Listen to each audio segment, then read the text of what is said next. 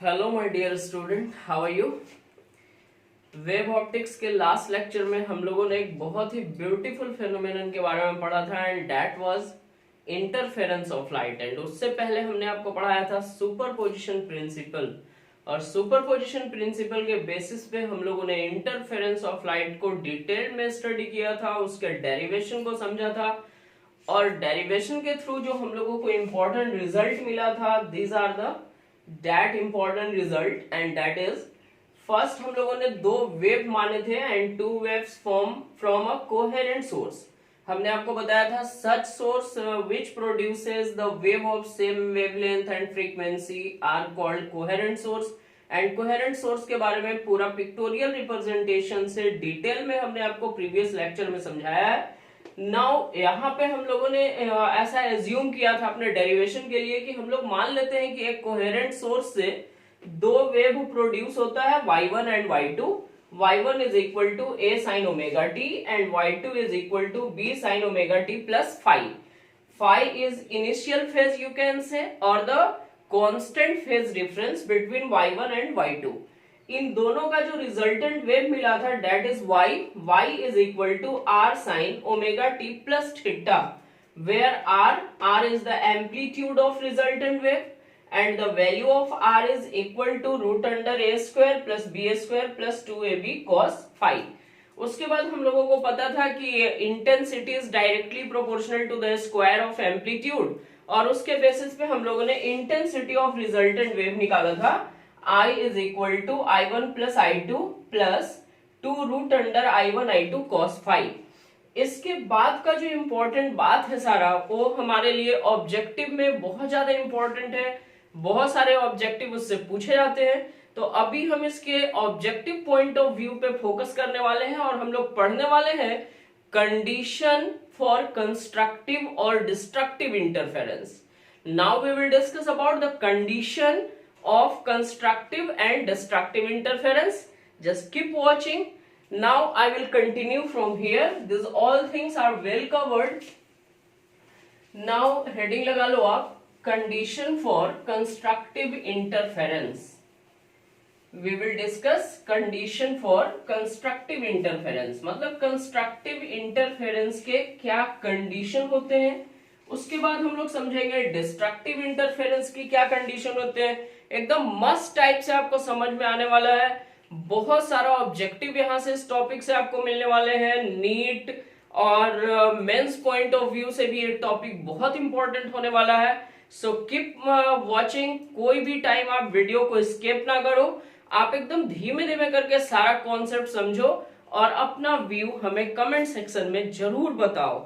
That things are very important कि आप कुछ कमेंट करते हो, आप कहीं पे डाउटफुल होते हो तो मुझ तक अपनी प्रॉब्लम पहुंचाते हो। मैं वीडियो लेक्चर के माध्यम से ही आपका प्रॉब्लम हर संभव कोशिश करता हूं कि सॉल्व हो सके। Now put your heading condition for constructive interference. Conditions for constructive interference. Condition for constructive interference मतलब कंस्ट्रक्टिव इंटरफेरेंस का क्या कंडीशन है बेटा। कंस्ट्रक्टिव इंटरफेरेंस या कंस्ट्रक्टिव सुपरपोजिशन के टाइम में हमने आपको बताया था इसका डेफिनेशन कि जब एक वेव का क्रेस्ट दूसरे वेव के क्रेस्ट पे लाई करता है, या एक वेव का ट्रफ दूसरे वेव के ट्रफ पे लाई करता है, देन द सुपरपोजिशन और यू कैन से interference is called constructive interference. Means constructive interference में एक वेव का क्रेस्ट दूसरे वेव के क्रेस्ट पे लाई करता है एंड अल्टीमेटली एक वेव का ट्रफ दूसरे के ट्रफ पे लाई करेगा।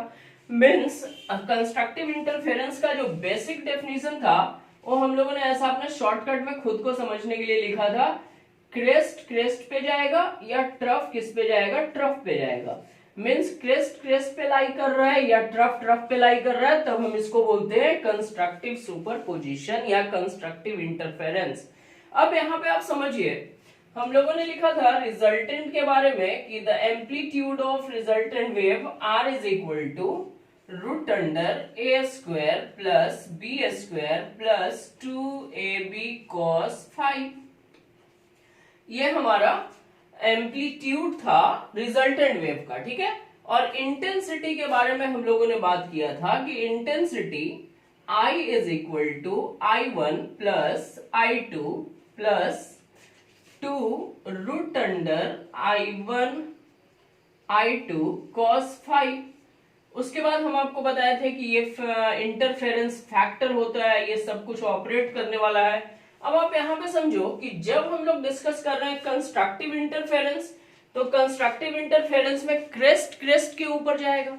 मतलब इस केस में जो इंटेंसिटी और एम्पलीट्यूड है वो अल्टीमेटली बढ़ने वाला है, इंक्रीज करने वाला है। मतलब इंटेंसिटी और एम्पलीट्यूड मैक्सिमम होना चाहिए, मैक्सिमम हो सकता है। अब यहाँ पे अगर आप मान लो कि if phi is equal to 0, phi को हम 0 मान लेते हैं। फाई को आप 0 मान सकते हो, या फाई को 2 पाई मान सकते हो, या फाई को 4 पाई मान सकते हो, 4 पाई मान सकते हो एंड सो ऑन। या आप इन जनरल बोल सकते हो कि phi is equal to 2n pi. अगर हम फाई को बोल दे 2n पाई के बराबर, जहां पे n का वैल्यू हमारा 0, 1, 2 एंड सो ऑन। अगर आप n का वैल्यू 0 पुट करते हो तो 0 इंटू एनीथिंग 0 हो जाएगा। अगर n का वैल्यू 1 पुट करते हो तो 2 पाई, 2 पुट करते हो तो 4 पाई। ऐसे सिचुएशन में आपका रिजल्टेंट वेव का एम्पलीट्यूड क्या होगा? Therefore, the amplitude of resultant wave, इस केस में हम लोग रिजल्टेंट वेव का एम्पलीट्यूड देखने वाले हैं and R is equal to root under this is a square plus b square plus 2ab cos phi का वैल्यू हम 0 कंसिडर कर लेते हैं, cos 0 एंड cos 0 का वैल्यू कितना होता है? 1 होता है। तो resultant R is equal to a square plus b square plus 2ab means a plus b का होल स्क्वायर, स्क्वायर से रूट कैंसिल, तो therefore R is equal to आप बोल सकते हो a प्लस b। इस केस में ये जो आपका एम्पलीट्यूड ऑफ रिजल्टेंट वेव है दिस इज मैक्सिमम, ये मैक्सिमम वैल्यू है एम्पलीट्यूड का, ठीक है। अब थोड़ा आप इंटेंसिटी पे फोकस करो। अगर हम मान लेते हैं कि if phi is equal to 0 degree, आप 0 मान सकते हो, 2 पाई, 4 पाई, ये सब आपको धीमे धीमे अच्छे से समझ में आने वाला है।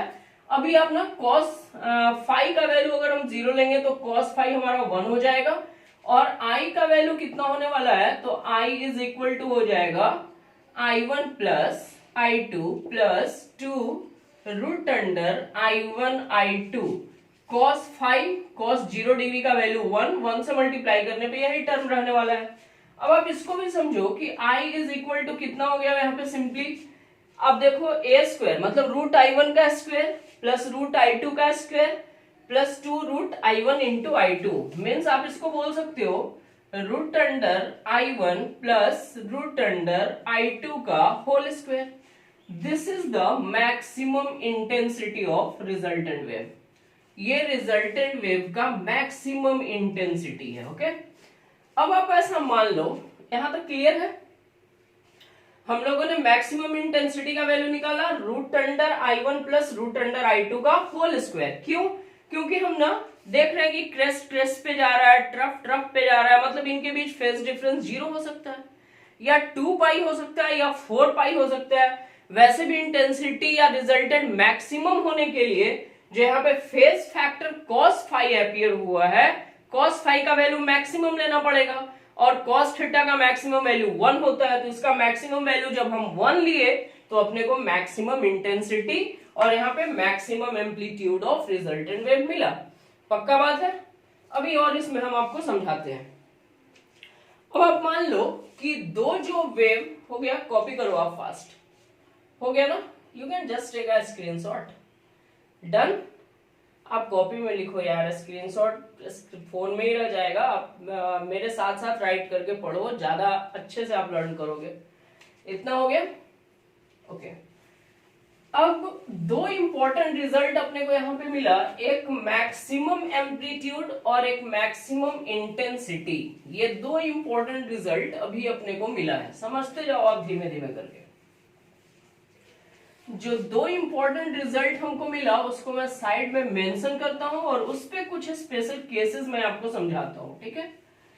Maximum resultant I mean maximum amplitude of resultant wave जो अपने को मिला R maximum is equal to A plus B, और आई मैक्सिमम मतलब maximum intensity is equal to root under I1 plus root under I2 का whole square. ठीक है, अब ऐसा मान लो आप कि if two waves of same amplitude हम x मान लेते हैं, इज कंसीडर्ड, हम ऐसा मान लेते हैं कि जो दो वेव इंटरफेरेंस कर रहा है वो दोनों वेव का जो एम्पलीट्यूड है वो सेम है, और उस एम्पलीट्यूड को हमने मान लिया है x। तब आप देख लो कि मैक्सिमम आर मैक्सिमम का वैल्यू क्या होगा, a प्लस बी, दोनों का एम्पलीट्यूड x है, तो x plus x this is equal to 2x। Means important message आपको क्या मिला, आपको इंपॉर्टेंट मैसेज मिला 10 when two waves of same amplitude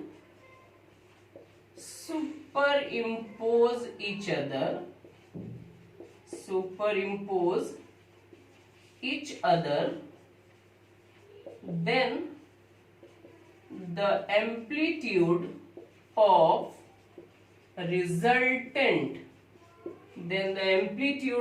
resultant wave becomes double। आप देख सकते हो कि जब दो वेव सेम एम्पलीट्यूड का एक दूसरे के साथ सुपर इम्पोज कर रहा है और कंस्ट्रक्टिव मैनर में कर रहा है, तो रिजल्टेंट वेव का एम्पलीट्यूड डबल हो जाता है, रिजल्टेंट वेव का मैक्सिमम एम्पलीट्यूड डबल हो जाता है। अच्छा, what about intensity, just think here, intensity हम ऐसा मान लेते हैं कि दोनों वेव का इंटेंसिटी हमारा x है। ठीक है, let intensity of both waves is same, और इसको हम मान लेते हैं x। तब I मैक्सिमम की वैल्यू कितनी होगी आप देख लो, I maximum is equal to root under x plus root under x का whole square, and this is 2 root x का whole square, and this is 4x। मतलब I मैक्सिमम जो मैक्सिमम इंटेंसिटी है that is 4 times the intensity of single wave। Means अगर आप दोनों super impose करने वाले वेव का इंटेंसिटी सेम रखते हो तो उनका जो मैक्सिमम इंटेंसिटी होगा वो 4 गुना ज्यादा होगा। You can see here 4x, 2 का स्क्वायर 4 हो गया, रूट x का स्क्वायर x हो गया, मतलब 4 गुना ज्यादा हो जाता है इनके इंटेंसिटी से।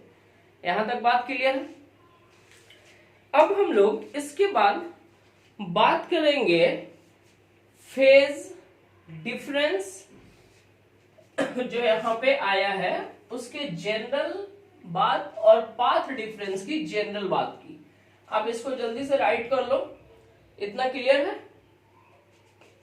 ओके, अभी तक हमने आपको बताया कि अगर दो सेम एम्पलीट्यूड का वेव कंस्ट्रक्टिव सुपरपोजिशन करता है तो रिजल्टेंट वेव का एम्पलीट्यूड डबल हो जाता है और मैक्सिमम इंटेंसिटी 4 गुनी हो जाती है।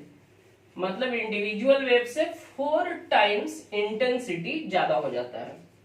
अभी और आप बात समझो, अभी हमने कुछ देर पहले आपको समझाया था फेज डिफरेंस के बारे में।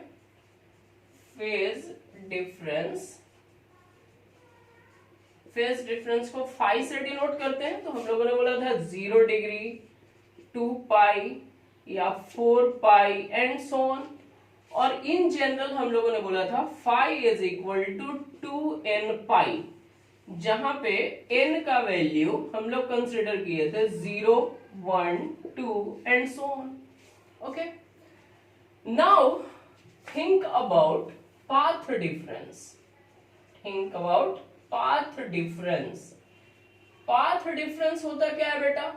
तो पाथ डिफरेंस होता है wavelength divided by 2 pi into phase difference. ठीक है, मीन्स पाथ डिफरेंस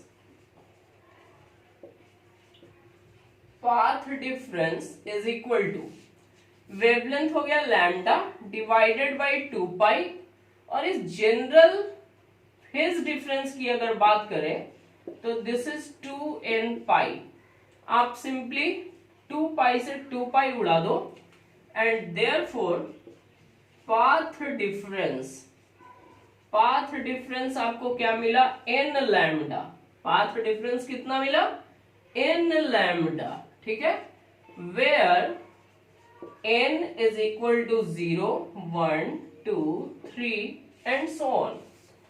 मीन्स दो वेव्स अगर कंस्ट्रक्टिव मैनर में सुपर इम्पोज करते हैं या दो वेव का इंटरफेरेंस कंस्ट्रक्टिव इंटरफेरेंस होता है, तब उनके बीच का जो फेज डिफरेंस होता है दैट इज 2n पाई के बराबर होता है, और उनके बीच का पाथ डिफरेंस n लैम्डा के बराबर होता है। पाथ डिफरेंस n लैम्डा के बराबर होता है। मीन्स हम लोगों ने देखा दो इंपॉर्टेंट रिजल्ट, एक हमारा फेज डिफरेंस और दूसरा पाथ डिफरेंस। इसको मैं थोड़ा और फील कराता हूं अभी पिक्टोरियल रिप्रेजेंटेशन से ग्राफ बना के, तब आपको मस्त मजा आने वाला है। ये दोनों रिजल्ट अभी आप माइंड में रखो। मीन्स कंस्ट्रक्टिव इंटरफेरेंस में जो आपका फेज डिफरेंस होता है वो 2n पाई होता है। इधर मैं साइड में लिख दे रहा हूं, phase difference phi is equal to 2n pi, और दूसरा पाथ डिफरेंस जो होता है वो होता है n लैम्डा के बराबर। पाथ डिफरेंस n लैम्डा के बराबर होता है। अभी आप इसको समझो, क्या सच में ये कंस्ट्रक्टिव सुपरपोजिशन करेंगे या इनका इंटरफेरेंस कंस्ट्रक्टिव होगा? Just take an example. हम यहां पे पहले n का वैल्यू, एग्जांपल 1 समझो, n का वैल्यू हम 0 लेते हैं। तो n का वैल्यू 0 लेंगे तो फेज डिफरेंस फाई का वैल्यू भी 0 हो जाएगा और पाथ डिफरेंस का भी वैल्यू 0 हो जाएगा। ठीक है, इसका मतलब कि जो दो वेव सुपर इम्पोज करने वाले हैं, इंटरफेरेंस करने वाले हैं, उनके बीच में फेज डिफरेंस भी 0 है और उनका पाथ डिफरेंस भी 0 है। मीन्स सीन समझो आप, ये एक वेव आप मान लो, ठीक है, ये है आपका, इसका मैक्सिमम डिस्प्लेसमेंट y1। ये एक दूसरा वेव हम मान लेते हैं, कंसिडर कर लो आप, दिस इज अनदर वेव। ठीक है, अब इन दोनों वेव के बीच का this is y2, phase difference भी 0 है और पाथ डिफरेंस भी 0 है। नाउ अगर आप इक्वेशन लिखना चाहो तो आप सिंपली बोल सकते हो y1 is equal to, amplitude हम a और b मान सकते हैं, y1 is equal to a sine omega t। अब y2 बोल दो b साइन ओमेगा t। ठीक है, अब आप देखो यहाँ पे ओमेगा t, यहाँ पे भी ओमेगा t, दोनों का फेज सेम है, दोनों का फेज सेम है, तो फेज डिफरेंस 0। एंड जब फेज डिफरेंस 0 है, हमने n का वैल्यू मान लिया है, तो इनके बीच का पाथ डिफरेंस भी 0 है। ठीक है, अब यहाँ पे आप मान लो ये दोनों वेव अगर सुपर इम्पोज करेंगे तो इनका जो रिजल्टेंट होगा बिल्कुल इसी की तरह होगा, बट ये जो इसका डिस्प्लेसमेंट होगा y इज इक्वल टू, आप बोल सकते हो a plus B. Got the message? y is equal to a plus B. एक और केस आप समझो, हम ऐसा मान लेते हैं, एग्जाम्पल 2 में आप ले लो, हम मान लेते हैं अगर n का वैल्यू है 1, ठीक है, n का वैल्यू कितना है 1 है, अगर n का वैल्यू 1 है तो फाई कितना हो गया 2 पाई फेज डिफरेंस, और पाथ डिफरेंस कितना हो गया बेटा बोलो, पाथ डिफरेंस हो गया हमारा लैम्डा, n का वैल्यू 1 लिए तो पाथ डिफरेंस लैम्डा। पहला वेव हम यही कंसीडर कर लेते हैं, जो हमारा फर्स्ट वेव है हम यही कंसीडर कर लेते हैं, first wave y1, this is a, ठीक है। Second wave this is 0 pi, this is 2 pi. Second wave के बारे में बोल रहा है कि उसका जो उससे फेज डिफरेंस 2 पाई का होना चाहिए। इसका इक्वेशन अगर आप लिखो तो y1 is equal to a sine omega T. Second हम ले लेते हैं y2 is equal to b sine omega T plus 2 pi. आप देख सकते हो इसके फेज में और इसके फेज में 2 पाई का डिफरेंस है, this is the phase difference. अब अगर आप इसका ग्राफ बनाना चाहोगे तो दिस इज लाइक दिस,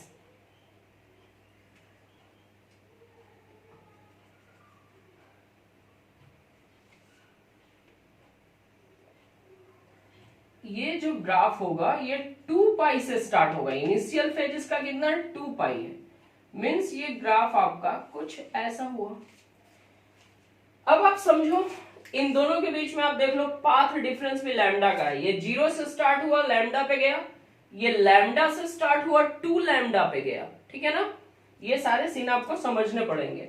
तो इन दोनों के बीच में आप देख सकते हो कि पाथ डिफरेंस लैम्डा का है और फेज डिफरेंस 2 पाई का है। बट बेटा अगर आप इसको स्लाइड करते हो या इसको स्लाइड करते हो तो अल्टीमेटली इसका क्रेस्ट इसके क्रेस्ट पे जाने वाला है और इसका ट्रफ इसके ट्रफ पे जाने वाला है, means this is constructive superposition. यही तो हम लोगों ने बोला था कि कंस्ट्रक्टिव सुपरपोजिशन के ये सारे होते हैं कॉन्सेप्ट। अगर दो वेव कंस्ट्रक्टिव सुपरपोजिशन में है, कंस्ट्रक्टिव इंटरफेरेंस कर रहा है, तो उनके बीच का फेज डिफरेंस 2n पाई के बराबर होगा और उनके बीच का पाथ डिफरेंस n लैम्डा के बराबर होगा। आप यहाँ पे देख सकते हो, यहाँ पे हमने n का वैल्यू 0 लिया, फेज डिफरेंस 0, पाथ डिफरेंस भी 0। पहला इक्वेशन वेव का y1 a sin omega t, दूसरा y2 b sin omega t, दोनों का सेम फेज है, फेज दोनों का सेम, तो फेज डिफरेंस 0, ओके। और पाथ डिफरेंस भी दोनों का 0 है, दोनों यहाँ 0 से स्टार्ट हो रहा है 2 पाई पे जा रहा है, यहां भी 0 से स्टार्ट हो रहा है 2 पाई पे जा रहा है। अब आप देख सकते हो कि क्रेस्ट क्रेस्ट के ऊपर आ रहा है, ट्रफ ट्रफ के ऊपर आ रहा है, मींस कंस्ट्रक्टिव सुपरपोजिशन। यहाँ पे अगर हमने n का वैल्यू 1 लिया तो फेज डिफरेंस 2 पाई का और पाथ डिफरेंस लैम्डा का। पहला इक्वेशन हमने माना y1 is equal to a sin omega t, दूसरा इक्वेशन हमको ऐसे एज्यूम करना पड़ेगा कि उनके बीच का फेज डिफरेंस 2 पाई हो, तो फेज डिफरेंस 2 पाई मींस ओमेगा प्लस 2 पाई। ये इनिशियल फेज इसका 2 पाई है, तो ये वेव 2 पाई से स्टार्ट हुआ, ये देखो 0 से स्टार्ट हुआ 2 पाई पे गया, मतलब एक वेवलेंथ, ये 0 से नहीं स्टार्ट हुआ 2 पाई से स्टार्ट हुआ 4 पाई पे गया, this is 2 pi, this is 4 पाई। ये लैम्डा से स्टार्ट हो गया 2 लैम्डा पे गया, मींस इन दोनों के बीच का पाथ डिफरेंस लैम्डा है और दोनों के बीच का फेज डिफरेंस 2 पाई है। बट अल्टीमेटली अगर आप इस वेव को और आगे बढ़ाते हो तो इसका क्रेस्ट इसके क्रेस्ट पे जाएगा, इसका ट्रफ इसके ट्रफ पे जाएगा, means these are the condition for the constructive superposition. अब एक बार पूरे टॉपिक को आप रिकैप करो कि what is the condition of constructive interference. तो सबसे पहली बात है कंस्ट्रक्टिव इंटरफेरेंस के लिए क्रेस्ट को क्रेस्ट पे जाना चाहिए, ट्रफ को ट्रफ पे जाना चाहिए, इंटेंसिटी और amplitude of resultant wave maximum होना चाहिए, पक्का बात है। उसके लिए इनके बीच का जो फेज डिफरेंस होना चाहिए वो 2n पाई होना चाहिए और पाथ डिफरेंस n लैम्डा के बराबर होना चाहिए। Got all the point, right it fast.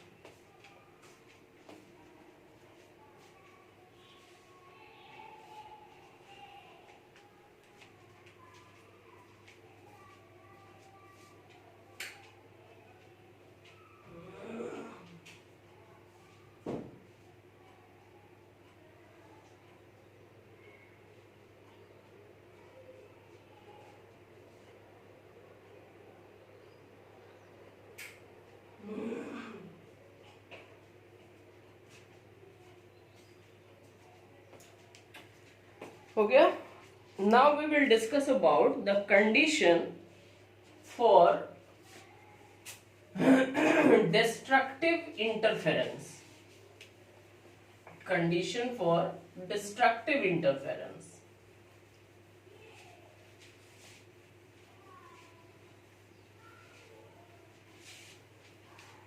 Now condition for destructive interference, तो आप सोचो कि destructive interference कैसे होता था.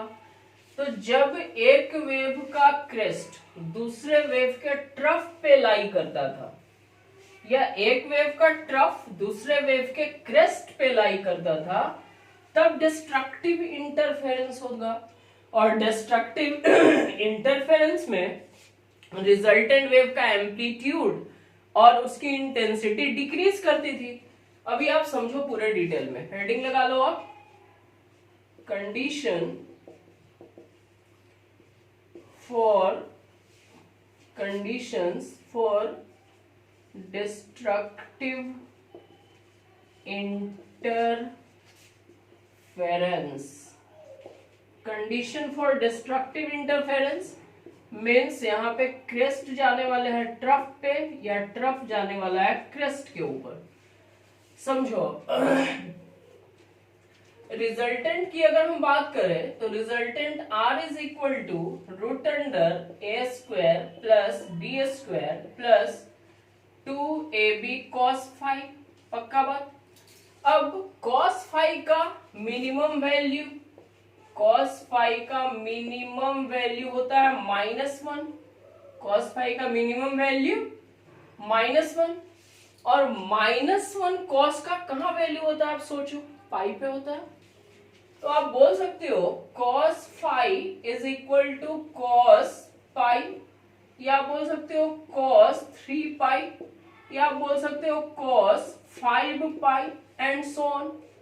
तो in general phi is equal to आप बोल सकते हो पाई, पक्का बात, 3 पाई, 5 pi and so on.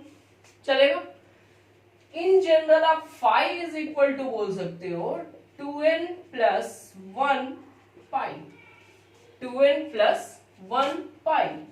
This is the general phase difference where n is equal to 0, 1, 2, 3 and so on. अगर आप n का वैल्यू 0 लेते हो तो पाई मिलेगा, n का वैल्यू 1 लेते हो 3 पाई मिलेगा, 2 लेते हो 5 पाई मिलेगा. पक्का बात है. और आप समझो, यहां से आप देख लो R minimum amplitude of resultant wave. तो ये हो जाएगा root under A square plus B square plus 2ab cos phi का मिनिमम वैल्यू -1. तो R minimum is equal to simply a minus B, क्योंकि A square plus B square, ये plus minus minus 2ab, A square plus B square minus 2ab means A minus B का whole square, square से root cancel. ठीक है. और इसी तरह से आप आई मिनिमम की बात करो तो I minimum is equal to I1 plus I2 plus 2 root under I1 I2 cos 180 degree cos pi, pi cos pi मतलब 180, cos 180 का वैल्यू -1. तो आई मिनिमम का वैल्यू आपको मिला रूट अंडर एक स्टेप बढ़ा देता हूं, I1 plus I2 minus 2 root under I1 I2. This is I minimum is equal to root under I1 minus root under I2 का whole square. This is minimum amplitude of resultant wave and this is the minimum intensity of resultant wave. अगर आप मान लेते हो कि दोनों का amplitude same है, दोनों वेव का, जो दो वेव डिस्ट्रक्टिव इंटरफेरेंस कर रहे हैं दोनों का एम्पलीट्यूड सेम है, x minus x 0 means resultant wave का एम्पलीट्यूड 0 हो जाएगा. x माइनस एक्स 0, 0 का स्क्वायर 0. ठीक है. मीन्स मिनिमम इंटेंसिटी भी डिस्ट्रक्टिव सुपरपोजिशन में क्या होने वाला है, 0। ये हम लोगों ने बात किया फेज डिफरेंस का। अब हम थोड़ा पाथ डिफरेंस का बात करते हैं और फिर हम आपको ग्राफ के माध्यम से इसको समझाते हैं। ये बात क्लियर है, राइट किया।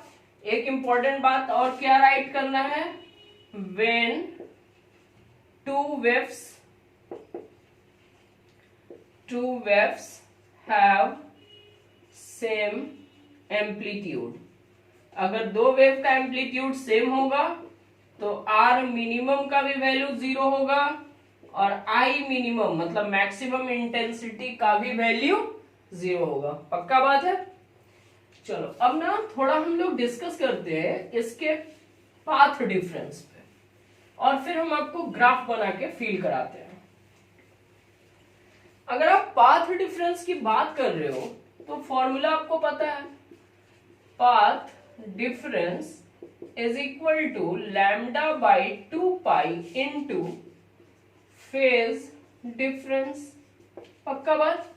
तो therefore path difference is equal to lambda by 2 pi into this is 2n plus 1 phase difference, lambda here, phi is what, ये सब टर्म आपको याद रखना पड़ेगा।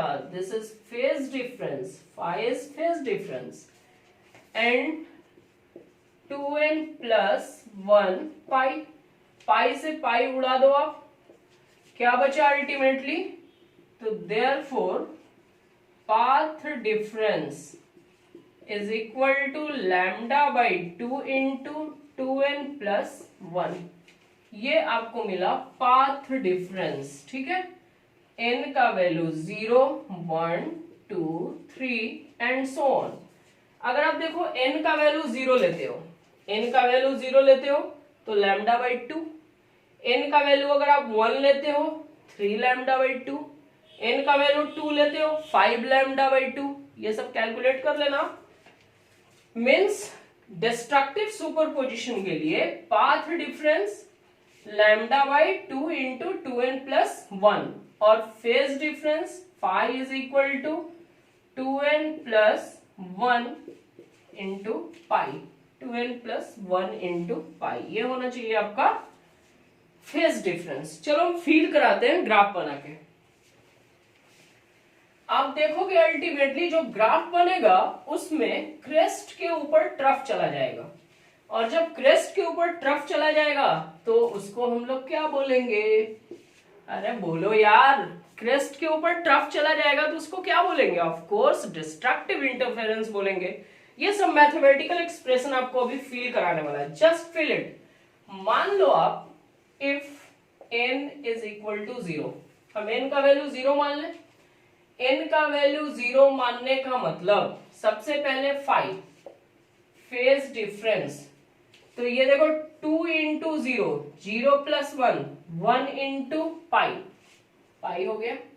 और पाथ डिफरेंस की बात कर लो आप, पाथ डिफरेंस कितना, n का value 0, 0 plus 1, 1, 1 into lambda by 2, ये हो गया लैम्डा बाई 2। ठीक है, एक इक्वेशन हम मान लेते हैं y1 is equal to a sine omega t।